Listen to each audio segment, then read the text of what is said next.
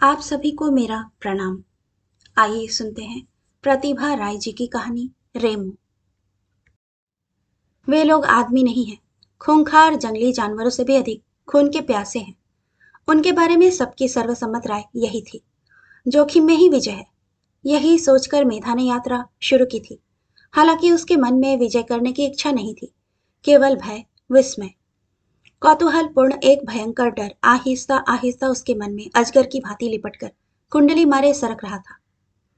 वह अद्भुत लोगों के इलाके में जा रही थी, जबकि वह इलाका जैसे जैसे निकट होता जा रहा था, उसे ऐसा लगने लगा था मानो उसके हाथ पैर बांधकर उसे किसी भूखे शेर के पिंजड़े में फेंका जा रहा है।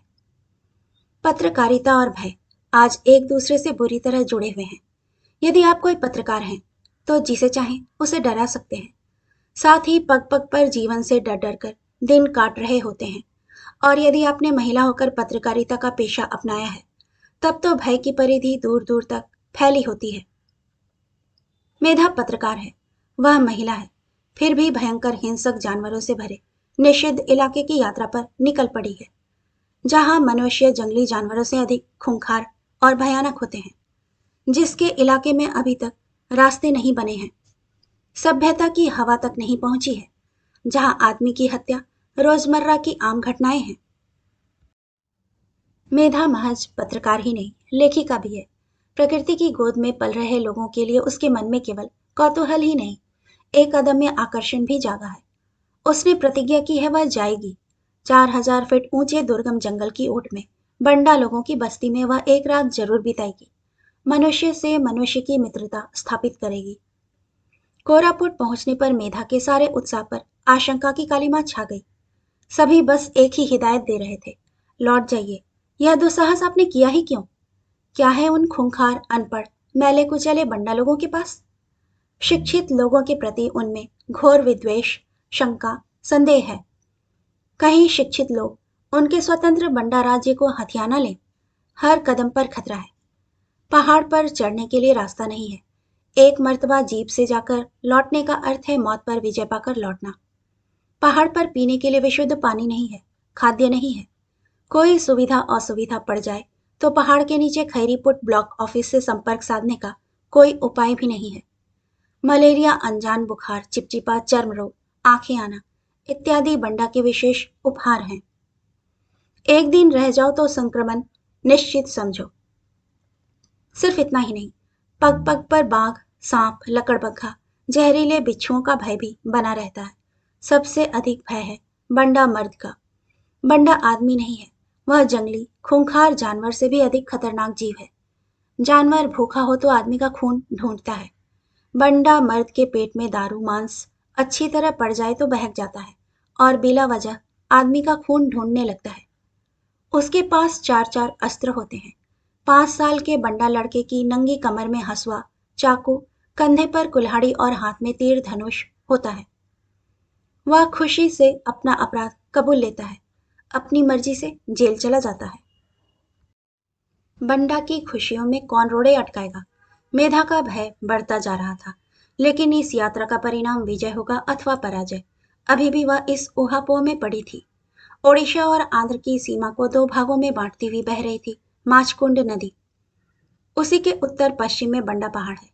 माचकुंड नदी की सतह से 3,500 फुट की ऊंचाई पर इसी पर्वत शिखर पर अनादिकाल से प्रकृति से संघर्ष करते हुए दुनिया के आदिम निवासी बंडा जीवन यापन कर रहे हैं। जीने के लिए संघर्ष करते करते वे उग्र, खूंखार और जंगली बन गए हैं।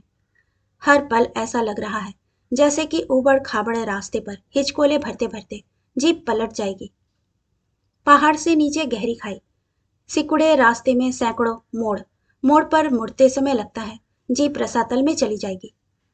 पहाड़ी रास्ते हर पल बाधा उत्पन्न करते हुए मानो कह रहे थे, लौट जा, लौट जा। उसकी बात माने बिना निपुण ड्राइवर के हाथ की स्टीयरिंग तेजी से इधर उधर घूम रही थी। पलक झपकते ही रास्ता ना काटा गया तो 3,000 फीट नीचे जीवित समाधि बन जाएगी। जीप के तेज हिचकोलों से शरीर के अंदर की अतड़ियां, हड्डी, मज्जा मानो घुल मिलकर आंख, कान, नाक, मुंह से निकल आएगी। मेधा का सिर घूम रहा था। बंडा दीवार के द्वार तक पहुंचने में 2 बार उल्टियां भी हो चुकी थी। पर्वत शिखर से पहाड़ी रास्ते को पत्थरों से बनी विराट दीवार ने अलग किया था। यहीं से शुरू होता है बंडा राज्य। बंडा दीवार पत्थरों से बनी लंबी और मजबूत दीवार है। बंडा की सुरक्षा दीवार। दीवार के उस पार स्वाधीन बंडा राज्य है। वहां राजा नहीं है, प्रजा नहीं है, धनी गरीब में कोई फर्क नहीं है। ना जाने किस आदिम युग से यहाँ गणतंत्र का बेरोक टोक प्रवाह और साम्यवाद के अनवरत जय यात्रा चल रही है। पहाड़ी रास्ता पार करके बंडा राज्य में पहुंचना एक पूरी की पूरी साधना है। पर्वत के ऊपर पर्वत, उसके ऊपर पर्वत, जैसे किसी ने एक पर एक पर्वत सजा सजा कर रखे हों। ऊंचे ऊंचे पर्वतों की गोद में कहीं कहीं थोड़ी बहुत ढालू मिट्टी की समतल जमीन, जहां सिंगी सूर्य देवता की किरणें लहरें तोड़ती हैं। धूप से चमकती ढालू मिट्टी के किनारे किनारे शांत नाला इठलाते हुए बहता है पूरे साल। नाले के किनारे किनारे आम, कटहल, केले के पेड़, बांस के झुरमुट, जाने अनजाने पेड़ पौधों की भरमार है। उसी की ओट में माचकुंड नदी की सतह से 3,500 फीट ऊंचे पर्वत शिखर पर छोटी छोटी 31 बंडा बस्तियां हैं। बंडा बस्तियों से सटकर बैंगन, रेड़ी, सेम और ककड़ियों के बगीचे हैं। उसके नीचे झरने के किनारे किनारे सीढ़ियों जैसे बंडा लोगों के खेत फैले हुए हैं। शिकार और पोडू खेती बंडा की जीविका है। जंगल में इधर उधर छितरे पड़े पेड़ पौधों की तरह ताड़ पत्रों और बांस के बने बंडा की छोटी छोटी मड़इयों का भी कोई नक्शा नहीं होता। गांव में पैदल चलने के लिए भी बंधा बंधाया रास्ता नहीं है। बंडा पर्वत शिखर पर बसे बंडा राज्य तक पहुंचने के लिए जिस तरह कोई रास्ता नहीं है, गांव के अंदर एक दूसरे के बीच भी कोई रास्ता नहीं है। निर्मल प्रकृति से पूरी तरह अभिन्न बंडा मनुष्य के जंगली हृदय में आज तक सभ्यता का मार्ग प्रशस्त नहीं हुआ है। मरने मारने को बंडा मनुष्य आगे पीछे नहीं सोचता। पुरुष नारी नग्न और स्वच्छंद होते हैं, ठीक पर्वत की तरह, नंगे जंगली जानवरों की तरह। 10 वर्षों से बंडा पर्वत पर पुलिस चौकी है, लेकिन वहां पुलिस नहीं रहती, बंडा के भय से। किस सुरक्षा के भरोसे मेधा वहां जाएगी? एक महिला को ऐसा दुस्साहस दिखाने की क्या जरूरत थी? मेधा ने ठान रखी है, वह जाएगी। उसके साथ कोई जाए या ना जाए, वह अकेली तो नहीं, उसके साथ भय भी तो होगा। वह बंडा पर्वत के दिल को जीत कर ही लौटेगी। जयपुर बाली मेला मार्ग पर घाटी दर घाटी पार करने के बाद खैरीपुट गांव पड़ता है। वहां से बाईं ओर मुड़ने पर बंडा राज्य के लिए पहाड़ी रास्ता शुरू हो जाता है। खैरीपुट ब्लॉक की जीप में संवाददाता मेधा, उसकी एक छोटी सी अटैची और हैंडबैग। खैरीपुट के लोगों ने उसे आगाह करते हुए कहा, होशियार रहिएगा, बंडा लोग सामान छीन लेते हैं। आजकल बात बात पर पैसा मांगते हैं। जिस रोज वे खैरीपुट हाट के लिए उतरते हैं, दुकान बाजार लूट होते हैं। निर्दोष लोगों के बाग बगीचे उजाड़ देते हैं। धोबी के कपड़े उठाकर फाड़ फूड़ कर फेंक देते हैं। गाय बैल बकरी भेड़ जबरदस्ती खदेड़ लाते हैं। कुछ कहो तो कहते हैं, बंडा की आंख में जो भी कुछ पड़ता है सब उसका है। भगबा पेड़ पौधे बनाया है, भगबा बंडा के हाथ में कुल्हाड़ी दिया है। वह पेड़ काटेगा, जो चाहे तोड़ेगा, ध्वंस करेगा, उसी में उसकी खुशी है। मुदलीपाड़ा बंडा राज्य की राजधानी है। ना जाने किस आदिम पाषाण युग में 3,500 फुट ऊपर पर्वत की ढलान पर मुदलीपाड़ा नामक गांव में इस आदिम बंडा मनुष्य की उत्पत्ति हुई थी। शुरू में 12 भाइयों ने पहाड़ की तलहटी पर जंगल की ओट में नाले के किनारे किनारे 12 छोटी छोटी मड़ैया बनाई थी। वे 12 जंगर देश के रहने वाले थे। मुदलीपाड़ा गांव का नायक 12 जंगर देश के 12 नायक के लिए पूज्य है। मुदलीपाड़ा गांव के नीचे घनी अमराई से होकर किंकू बोड़क नामक सदाबहार नाला बहता है। त्रेता युग में भगवान राम की पत्नी मातेश्वरी सीता वनवास के समय किंकू बोड़क नाले में निर्वस्त्र नहाया करती थी। बंडा डाकुई यानी लड़की सीता जी को देख हंसने लगी। यह देख मातेश्वरी ने उसे शाप दिया, बंडा डाकुई कलयुग में निर्वस्त्र ही घूमेंगी। यौवन ढकना उनके लिए विशाप समझा जाएगा, इसीलिए बंडा डाकुई निर्वस्त्र हैं। कमर में 1 फुट चौड़ी केरक, गले से कमर तक कई तहों में रंग बिरंगे हार, सिर मुड़ा हुआ, मुड़े हुए सिर पर घास से बुनी चौहरा माला, चौड़े ताड़ के पत्ते की पट्टी रेउर, उसके कानों में लिम्बरे झालदार रिंग झूलते हैं। नाक सीधी नुकीली और खुली होती है। वनफूल की मुस्कुराहट जैसी बंडा डाकुई की निर्मल खिलखिलाहट होती है। खुले शरीर के लिए मन में कोई संकोच नहीं, शर्म नहीं, मानो डाकुई खुली पसरी वीरान प्रकृति हो। डील डॉल में ना अधिक लंबा होता है ना ठीक ना इंगेर बोए यानी बंडा पुत्र। कमर के चारों ओर लंगोटी, बदन खुला, साथ हर वक्त चार तरह के अस्त्र, चाकू, कुल्हाड़ी, हसवा और तीर धनुष। वह पहाड़ों पर डोलता फिरता है, शिकार करता है, ताड़ी और दारू पीकर झूमता है, जी भरकर बीड़ी पीता है, वन जंगल में डोल डोल कर आधी रात को घर लौटता है।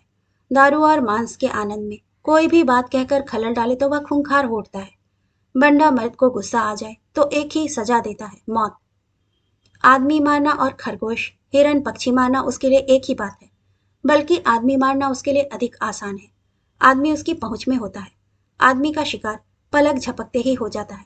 आदमी क्यों मारा का जवाब देगा, मुझे गुस्सा आया, मारूंगा नहीं। क्यों आया गुस्सा का जवाब देना बंडा पुरुष की मर्जी पर है। किस तरह के गुस्से से मृत्यु दंड देता है, उसका जवाब उसके पास नहीं होता। इच्छा हुई तो गुस्सा आ गया, गुस्सा आ गया तो मौत के घाट उतार दिया। उसके पास और चारा ही क्या है। बंडा पुरुष खूंखार, प्रतिशोध परायण, दायित्वहीन, स्वतंत्र और भयंकर होता है। उसका अतीत नहीं है, भविष्य नहीं है, वर्तमान ही उसका जीवन है। दुनियादारी की चिंता उसे नहीं होती, उसकी पत्नी को होती है, जो उम्र में उससे 10-12 साल बड़ी है। जिस संतान को वह दुनिया में लाता है, उसके लिए भी कैसी चिंता। उसके लिए तो पूरा बंडा पर्वत इस छोर से उस छोर तक फैला पड़ा है।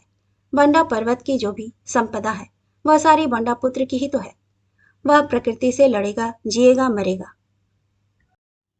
क्या कोई इस जीवन धारा को बदल सकता है? यदि नहीं, तो चिंता किस बात की। बंडा पुरुष अपने आप में मस्त रहता है।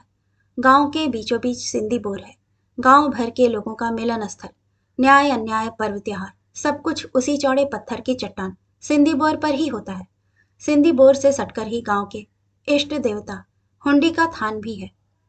गांव से बाहर एंगरसेन युवकों का रैन बसेरा और सेलनी डिंगो युवतियों का रैन बसेरा है।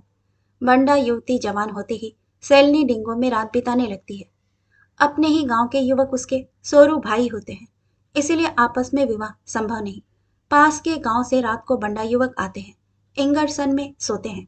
चांदनी में चेहरा ही साफ साफ नहीं दिखता है, लेकिन मन झिलमिल झिलमिल दिखता है, तारों की तरह। दिलों के लेन देन में कोई रोक टोक नहीं है। 10-12 साल का बंडा युवक 19-20 साल की बंडा युवती से प्रेम निवेदन करता है। हथेली की चोट से डा डा बजाता है। किंडी डू डू सुनाई देता है उस पर टेढ़ी डंडी की चोट। ढोलकी की आवाज भी उसमें मिल जाती है। युवकों के पैरों में घुंघरू, सिर पर नाना रंग के पंख। नाच में प्रेम निवेदन करते समय भी उनके दोनों हाथों में तीर धनुष, चाकू, कुल्हाड़ी होते हैं। युवती राजी हो तो विवाह पक्का। 10 साल के बंडा युवक की पत्नी बनकर घर संसार बसाती है 20 साल की बंडा युवती। सभ्य लोगों को इसमें आश्चर्य होता है, यह कैसा प्यार है, यह प्यार का कैसा खुमार है। लेकिन बंडा युवक युवती इसे अच्छी तरह समझते हैं। राधा उम्र में बड़ी थी, कृष्ण छोटे। क्या उनके प्यार को लोग समझते हैं? राधा कृष्ण का प्यार सभ्य इंसान कहाँ तक समझता है? उसी तरह बंडा का प्यार भी उनकी समझ से परे है। बंडा गृहिणी, घर की जिम्मेदारी, किसानी, पेट की चिंता, जीवन संग्राम में पिस पिस कर स्थिर, कर्मठ और सहिष्णु हो जाती है। बंडा मर्द शिकार, भ्रमण में मस्त और निश्चिंत तथा दारू के नशे में भयावह, खूंखार और उत्तेजित दिखता है। बंडा नारी प्रकृति है, बंडा पुरुष प्रभंजक। प्रकृति और प्रभंजक के मिलन से बंडा का बना संवरा सुख दुख का शाश्वत संसार होता है। 10 सालों से इसी बंडा राज्य में रहते आ रहे हैं श्री रघुनाथ तथा सहधर्मिणी जानकी। सहोदर सौमित्र भी हैं। राजधानी भुवनेश्वर भूल चुके हैं। शिक्षित युवा श्री रघुनाथ बंडा देश की राजधानी मुदलीपाड़ा में बस्ती बनाकर पिछले 10 सालों से रह रहे हैं। भारत की आदिवासी उपजातियों के कल्याण और विकास के लिए 180 समन्वित आदिवासी प्रखंडों में मुदलीपाड़ा स्थित बंडा डेवलपमेंट एजेंसी एक है। रघुनाथ बंडा डेवलपमेंट प्रोजेक्ट के लीडर हैं। बंडा लोगों में वे भगवान रामचंद्र की तरह विश्वासी, बंडा लोगों के अति प्रिय लीडर बाबू हैं। पहाड़ की ऊपरी ढलान पर यह प्रखंड बसा है। कुछ टीन की छत वाले मकान, उनमें बंडा विकास प्रोजेक्ट के कुछ कर्मचारी रहते हैं। रघुनाथ रहते हैं पत्नी और 2 छोटे छोटे बच्चों के साथ टीन की छत वाले 3 कमरों के क्वार्टर में। उनसे जरा हटकर बंडा विकास प्रखंड का 2 कमरों का अतिथि गृह है। अतिथि गृह के आगे की ओर छोटा सा बरामदा है, और पिछवाड़े छोटा सा रसोई घर है। खुली खुली लकड़ियों से घिरे बरामदे से सटकर टॉयलेट है। अतिथि गृह के पिछवाड़े से एक पगडंडी बंडा गांव तक पसरी पड़ी है। गर्मियों में पतली धार का नाला बह रहा है। अतिथि गृह की पगडंडी और बंडा गांव को दो भागों में बांटते हुए किसी गुमनाम पते की ओर। नाले के उस पार किरसानी पाड़ा, पिंडा जंगल, कीचा पाड़ा, बरगुड़ा गांव है। अतिथि गृह के सामने नीले रंग का ऊंचा पहाड़, हरा हरा जंगल है। जंगल के बीच बंडा पुरुष की तरह सड़क, एक तरह के रसीले फल के झबरेले पेड़ हैं। कटहल के पेड़ नीचे से लेकर ऊपर तक पीले पीले कटहलों से लदे हैं। पहाड़ के बीच ढालू घाटी में आंखों से ना दिख रही जगह पर मुदली पाड़ा गांव है। उससे आगे दांती पाड़ा, बड़ई गुड़ा, बांदगुड़ा और इसी तरह की अन्य बस्तियां हैं। चिलचिलाती धूप में अतिथि गृह के सामने वाले पहाड़ के ऊपर गाढ़े नीले रंग के बादल के टुकड़े मानो पहाड़ के बदन पर और अधिक नीला रंग पोत रहे थे। यह दृश्य धूप में आंखों को अंजन की तरह लग रहा था, मानो शीतलता पोती गई हो आंखों में।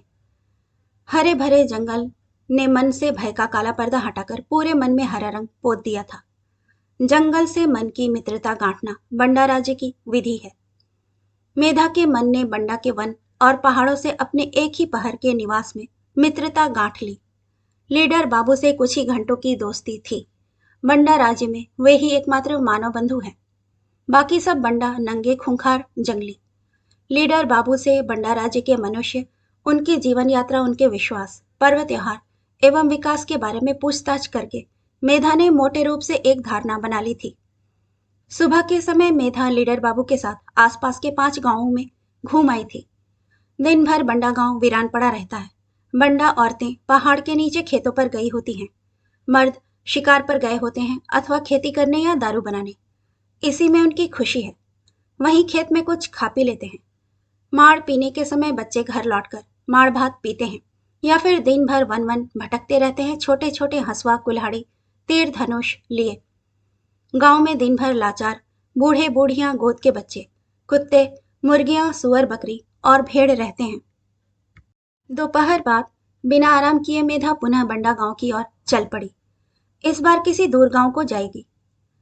शाम तक ना लौट सकी तो अंधेरे में खतरे से रूबरू हो जाएगी। कंधे पर झूल रहे थैले में थोड़ी बीड़ी, बिस्कुट, छोटी नोटबुक, कलम और पानी की बोतल है। लीडर बाबू ने पूछा, आप इतनी दूर चल तो लेंगी मिस महांती? एक गांव से दूसरे गांव को जाने का मतलब है पहाड़ चढ़ना, विश्राम करना, फिर चढ़ना। बड़ी कष्टदायक यात्रा होती है। मुझे तो अभ्यास हो गया है। आप तो यूं भी महिला हैं। शाम तक ना लौट सके तो खतरा पैदा हो जाएगा। मेधा ने दृढ़तापूर्वक कहा, आपको पीछे छोड़कर मैं ही आगे आगे चलूंगी। कॉलेज में पढ़ते समय भूतत्व विज्ञान मेरा विषय था। अनेक पहाड़ पर्वत चढ़ चुकी हूं। लेकिन अभी भी लीडर बाबू को उस पर संदेह था। उन्होंने कहा, मुझे अपनी चिंता नहीं है, आपकी चिंता है। इतनी रुचि लेकर आप यहाँ आई हैं, कहीं कोई ऐसी वैसी दुर्घटना ना हो जाए। खैर, मैं साथ हूं तो डरने की कोई बात नहीं। वाकई लीडर बाबू साथ हों तो डर भय नहीं रहता। यह बात मेधा अच्छी तरह जान चुकी है। सुबह वह निर्भय अपने गांव में घूमने की तरह बंडा गांव में घूम चुकी है। साथ कालिया नाई भी था। वह लीडर बाबू का दूत है। मेधा को थकान नहीं हो रही थी।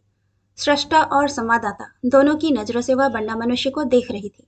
जहां कौतूहल और जिज्ञासा हो, भला वहां थकान का अवसर कहाँ। खेत और जंगल से बंडा स्त्री पुरुष लौट रहे थे। छोटे से गांव में भीड़ जमने लगी थी। लीडर बाबू सबके घर के आदमी हैं। गंदे बंडा बच्चों को बेहिचक गोद में उठा लेते हैं। नंगे बंडा बच्चे दिन भर इधर उधर डोलते रहते हैं। आम और कटहल का मौसम है। मुंह से लेकर पेट तक आम के रस के चित्र विचित्र दाग बने हैं। सांवले बदन पर बादामी काले रंग के आम का दाग अस्थायी होकर एक विचित्र दृश्य बना रहा था। बंडा बच्चे रोज नहीं नहाते। घास फूस के झुके हुए छप्परों से बने घरों में झुककर झांकते हुए लीडर बाबू हंस हंसकर बंडाओं से बातें कर रहे थे। उनके पीछे पीछे मेधा थी। हर घर से किसी न किसी ने आदमी मारा है, कोई न कोई हत्याकांड में मरा है। बंडा गांव के हर घर में हत्यारा और जेल से लौटा मुजरिम होता है। अधिकतर घर के पुरुष अभी भी जेल में हैं। इसके लिए उनके मन में ना कोई पछतावा है, ना संकोच। बंडा की जाति ही शिकारी है, फिर मनुष्य का शिकार करने में शर्म कैसी। जेल जाने में भला संकोच क्यों? बंडा के जंगली कानून में मनुष्य मारना अपराध नहीं है। सरकारी कानून में यह अपराध है। जानकर वह खुद ब खुद अपराध स्वीकार कर लेता है। जेल से लौटकर पुनः पहले जैसा स्वच्छंद जीवन बिताता है। जेल से लौटे मुजरिम की काली मुहर बंडा के बदन पर नहीं लगती। लीडर बाबू के अनुरोध पर एक एक करके सभी अपना अपना जेल का अनुभव बिना संकोच के सुना रहे थे। लीडर बाबू मुस्कुराते हुए कहते, जरा बता तो मंगल, मामा घर यानी जेल काहे गया था? वहां कितने दिन रहा? मंगल ने सरलतापूर्वक जवाब दिया, आदमी मारा था, मामा घर गया, 7 साल रहकर अभी वापस आया। क्यों? काहे मारा उसको? मैं घर पर नहीं था तो मेरी घरवाली से सोमा यानी गंदी बातें कर रहा था। मुझे गुस्सा आया, पीछे से बींध दिया। तब तुम कितने बड़े थे? दाढ़ी मूछ नहीं निकली थी, इसीलिए जेल की सजा कम कर दी जेल बाबू ने। अब मामा घर मत जाना रे मंगल, अब मनुष्य मत मारना। जो गुस्सा दिलाएगा वह मरेगा। मामा घर से डरता हूं क्या? इन छोटे छोटे कारणों से हत्याएं हो जाती हैं। उनमें हत्या के लिए कोई सोच नहीं, कोई पछतावा नहीं। जिस तरह बंडा एकाएक गुस्से से तमतमा उठता है, उसी तरह सहसा घनघोर घटा छाने लगी थी। लौटते समय गांव से सभी जल्दी जल्दी बाहर निकल रहे थे। गांव के कुछ लोग झुंड बनाकर लीडर बाबू के पीछे पीछे चल रहे थे। लक्ष्मा इसी साल जेल से लौटा है। उसने लीडर बाबू से कहा, मैंने 2000 पौधे लगाए हैं और पौधे लगाऊंगा। छोटे पौधे दे लीडर बाबू। लीडर बाबू ने मुस्कुराते हुए कहा, पहले तो तूने मना किया था, मामा घर से लौटने पर बुद्धि आती है, क्यों? लक्ष्मा गर्व से मुस्कुराया। उसने कोरापुट शहर देखा है, मामा घर में 2 साल रहा है, पढ़े लिखे शहरी बाबुओं के साथ। इस दौरान वह बहुत सी बातें जानने लगा है जो कि जेल न भोगे बंडा नहीं जानते। लीडर बाबू ने कहा, पौधे यदि रोपेगा तो फिर कौन सा अभाव रह जाएगा रे लक्ष्मा? जी सर, लक्ष्मा ने खुश होते हुए कहा। फिर मामा घर नहीं जाएगा ना? लीडर बाबू ने पूछा। आदमी मारूंगा तो जाऊंगा, नहीं तो अब नहीं जाने वाला। आगे आगे लीडर बाबू लंबे लंबे डग भर रहे हैं, पीछे पीछे कालिया नाई और कई बंडा मर्द। जवान लक्ष्मा मांझी से बातें करते हुए मेधा भी पीछे पीछे चल रही है। लीडर बाबू काफी आगे निकल गए। मेधा ने संवाददाता की तरह सवाल किया, लीडर बाबू कैसा काम कर रहे हैं? मेधा ने लक्ष्मा की ओर 2 बीड़ियां बढ़ा दी। बीड़ी देखकर और भी कई लोग मेधा के पीछे पीछे चलने लगे। मेधा ने सबको बीड़ियां दी। वयस्क बंडा पुरुष ने कहा, लीडर बाबू भगवान की तरह अच्छे हैं, सस्ते में चावल देते हैं, बैल देते हैं, बीज देते हैं, लेकिन दारू या बीड़ी नहीं देते, बस इतनी ही खराबी है। बूढ़े हंताल ने कहा, 2 बैल दिए थे किसानी के लिए, एक को मारकर हमने खा लिया। लीडर बाबू नाराज हुआ, जंगल में शिकार नहीं मिलेगा तो हम लोग खाएगा क्या? जो वह नाराज हो गया। मेधा ने कहा, बैल खा डालोगे तो खेती कैसे करोगे? एक बैल लीडर बाबू फिर क्यों नहीं दे देता? उसको क्या कमी है, वह चाहे तो दे दे। उस आदमी ने मुस्कुराकर कहा, वह क्या जाने आइन कानून। बंडा का मन जिस वक्त जो कुछ चाहता है वही उसका कानून है। लीडर बाबू ऐसा क्यों नहीं करते, यही उसकी शिकायत है। बातें करते हुए मेधा को याद आया कि वह पहाड़ के किनारे किनारे तंग रास्तों पर चल रही है। उसके आगे पीछे 5-7 बंडा मर्द चल रहे हैं। सभी खूनी हैं, जेल से लौटे हुए। काफी आगे चल रहे लीडर बाबू के सफेद कुर्ते से अंधेरे में उनके होने का आभास भर हो रहा था। लक्ष्मा ने मेधा से तेज आवाज में कहा, सोरू सोरू भावे, जल्दी जल्दी चलो ना। हठात मेधा के भीतर भय का एक तेज झोंका फैल गया। वह खूनियों के बीच अकेली चल रही है। दारू की गंध से उसे एकाएक सांस लेने में दिक्कत महसूस होने लगी। बंडा नशे में अकारण ही किसी को मार सकता है। इन सबों ने दारू पी रखी है। लीडर बाबू निडर होकर आगे आगे चल रहे हैं। अचानक नाई को कुछ सुनाई दिया। वह दौड़ते हुए चिल्लाकर बोला, सोरू सोरू भावे। लीडर बाबू और नाई अब नहीं दिख रहे थे। मुदली पाड़ा और 4 किलोमीटर है। सभी दौड़ने लगे। अंधेरे में सिर्फ वजनी कदमों की धप-धप की आवाज आ रही थी। लक्ष्मा ने मेधा के कान में कहा, कुकुसा। दारू और लक्ष्मा के गंदे शरीर की गंध से मेधा को चक्कर आने लगा। कौन है? बाघ? खुद लक्ष्मा तो नहीं। लक्ष्मा दौड़ रहा है। उसके पीछे पीछे अंधेरे में मेधा दौड़ रही है। एकाएक एक मजबूत हाथ मेधा की बांह पकड़ उसे जंगल के भीतर खींच ले गया। कौन? मेधा ने शोर मचाया। मंगल। मेधा के कान में मंगल ने कहा। मंगल खूनी है, लक्ष्मा खूनी है। किस पर विश्वास करे मेधा? जंगल के भीतर एक सुनसान खुले स्थान पर मंगल मेधा को खींचते हुए ले गया। लक्ष्मा की आवाज उसके कानों में अब भी पड़ रही थी। कुकुसा, सोरू सोरू भावे। मंगल मेधा के कमजोर शरीर को सहारा दिए अंधेरे में एक जगह चुपचाप खड़ा था। उसने डपट कर कहा, चुप खड़ी रहो। कल उस डंगर पर बूढ़े की पत्नी को कुकुसा यानी बाघ ले गया है। मेधा कांप रही थी। यदि मेधा को बाघ घसीट कर ले जाए तो मौत सुनिश्चित है। यदि बाघ के बदले मंगल या लक्ष्मा उसका सामान छीन ले और उसे तीर से बींध दे या कुल्हाड़ी से 2 टुकड़े कर दें तो भी मौत आनी है। पहाड़ी रास्ते पर दौड़कर भागने पर यदि पैर फिसल जाए तो किस धरातल पर उसकी समाधि बनेगी कोई नहीं जान पाएगा। अर्थात संवाददाता मेधा की मौत की खबर किसी अखबार में नहीं छपेगी। उसके मरने की खबर किसी के पास नहीं पहुंचेगी। और भी कई बंडाओं की अपनी भाषा में बातचीत करने की आवाज उसे सुनाई दे रही थी। वे लोग दल बनाकर मेधा को लूटने तो नहीं आ रहे। अचानक किसी विभत्स आशंका से मेधा के सारे भय घृणा आतंकित हो उठे। वे लोग मेधा से बलात्कार करके उसे लूटने के बाद कहीं उसकी हत्या तो नहीं कर देंगे। आजकल प्रतिदिन सभ्य समाज में बलात्कार, पाशविक अत्याचार के बाद हत्या जैसी घटनाएं आम हो चुकी हैं। हर रोज ऐसी खबरें अखबार में छपती हैं, लोग पढ़ते हैं, लेकिन उस बारे में वे अधिक नहीं सोचते। रोजमर्रा की आम घटनाओं के बारे में भला सोचने की फुर्सत ही किसे है?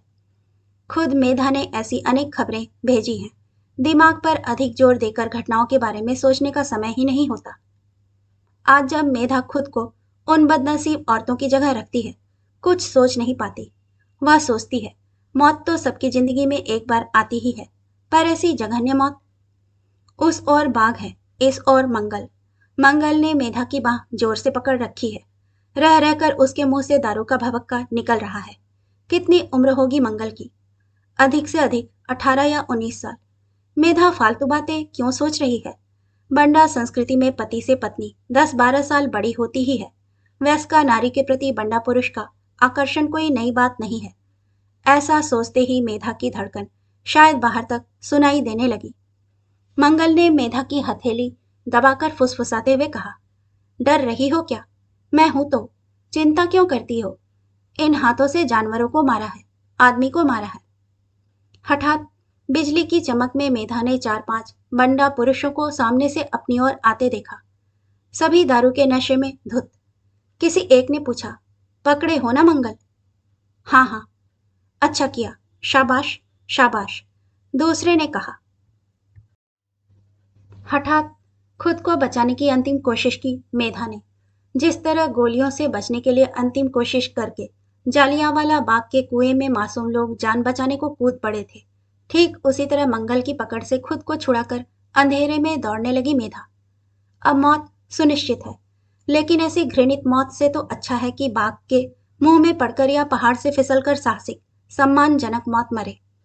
हालांकि मेधा की भावनाओं को कोई समझ नहीं सकेगा, ना समझे, लेकिन मरते मरते मेधा तो जान जाएगी कि सच की तलाश में आकर मनुष्य से मैत्री के लिए आकर उसने मौत को गले लगाया। इतनी सी सांत्वना तो वह अपनी मौत को दे सकती है। मेधा के पीछे पीछे गुरिल्ला की तरह धप धप करते हुए बंडा पुरुष दौड़ रहे हैं, अपनी भाषा में चिल्ला रहे हैं, शायद रुक जा कह रहे हैं। मंगल अंधेरे में धनुष में तीर चढ़ाए दौड़ रहा है। कुल्हाड़ी उठाए मेधा के पीछे पीछे दूसरे लोग भी दौड़ रहे हैं। सामने 2 स्थिर जलती हुई आंखें अंधेरे में चमक रही हैं। बाघ है या बंडा पुरुष? आगे मौत, पीछे मौत, और पहाड़ की पगडंडी के दोनों तरफ पाताल लोक था। मेधा को ठोकर लगी। नीचे लुढ़कने से पहले एक भयंकर गर्जना एवं कई मजबूत हाथों से अपने शरीर को शून्य में उठा ले जाने के अनुभव के दौरान वह भय से बेहोश हो गई। मुदलीपाड़ा के अतिथि गृह में मेधा को होश आया। मंगल, लक्ष्मा और अन्य 8-10 बंडा पुरुष रात भर अतिथि गृह के चबूतरे पर बैठे रहे। मेधा को होश में लाने के लिए लीडर बाबू और उनकी पत्नी जानकी देवी को जंगली दवा ला कर देते रहे। मेधा की आंखें खुलते ही जानकी ने ममता भरी आवाज में कहा, आपको कुछ नहीं हुआ है। आपको सुनिश्चित मौत के मुंह से बचाया है हमारे बंडा भाइयों ने। बाघ की गंध पाकर मंगल ने आपको सुरक्षित स्थान पर रोक रखा था। अन्य लोगों को लीडर बाबू ने आपकी सुरक्षा के लिए भेजा था। बाघ दूर चला जाता तो आप सुरक्षित लौट आती। बाघ से बचकर करीब ही लीडर बाबू आपका इंतजार कर रहे थे। आप मंगल से अपना हाथ छुड़ाकर बाघ की ओर क्यों दौड़ने लगी? सौभाग्य से मंगल के तीर से घायल होकर बाघ विपरीत दिशा में भाग गया और अन्य लोगों ने आपको पकड़ लिया, वरना पहाड़ से गिरने के बाद कौन जाने आपकी क्या हालत होती। जानकी देवी के चेहरे पर भय और करुणा के भाव उभर आए थे।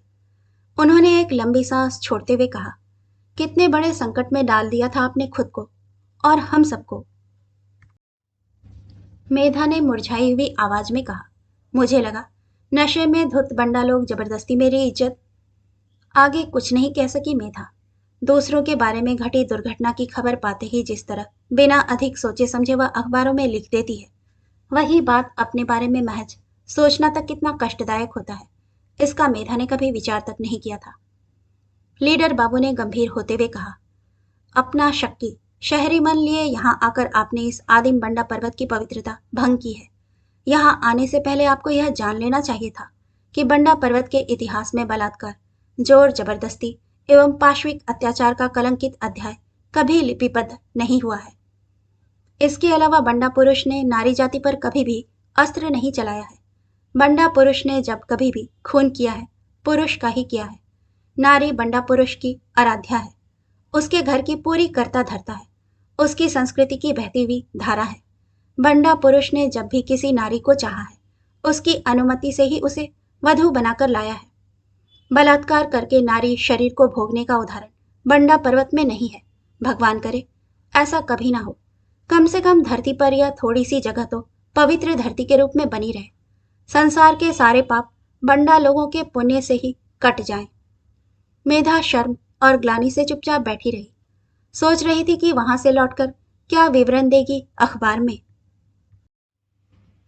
बंडा लोगों ने पूछा, क्या माँ बात करने लगी? किससे डर गई थी, बाघ से या हमसे? हम तो उसके मैतर यानी दोस्त हैं, फिर डर क्यों? मेधा बाहर आई, मंगल का हाथ पकड़कर बोली, मुझे बाघ का डर नहीं, तुम्हारा भी डर नहीं, अपने मन का डर है। अपने मन का डर? सभी बंडा हंसने लगे। सौभाग्यवश वे मेधा की बात का वास्तविक अर्थ नहीं समझे। सुबह हो चुकी थी। अब वे लोग उठकर खड़े हो गए। लक्ष्मा ने कहा, एक कुदाल देना लीडर बाबू, बंजर जमीन साफ करूंगा। लीडर बाबू ने कहा, चलो मैं आता हूं, जिसको जो चाहिए दूंगा। बंडा खुले मन से चल पड़े। क्या हुआ क्या होगा, इस बारे में सोचकर वे अपना समय बर्बाद नहीं करते। मंगल ने पीछे मुड़कर पूछा, फिर कभी मुदलीपाड़ा आएंगे कि नहीं मैतर? जरूर आऊंगी, मेधा ने कहा। उसकी आंखें भर आईं। लौटते समय मेधा ने अपनी नोटबुक में एक वाक्य और जोड़ा, बंडा खुद को रेमो कहता है, जिसका अर्थ है मनुष्य। कहानी सुनने के लिए आपका धन्यवाद। श्रोतागण, आपसे विनम्र अनुरोध है कि कृपया कहानी पसंद आए तो इसे लाइक और सब्सक्राइब जरूर कीजिएगा। धन्यवाद।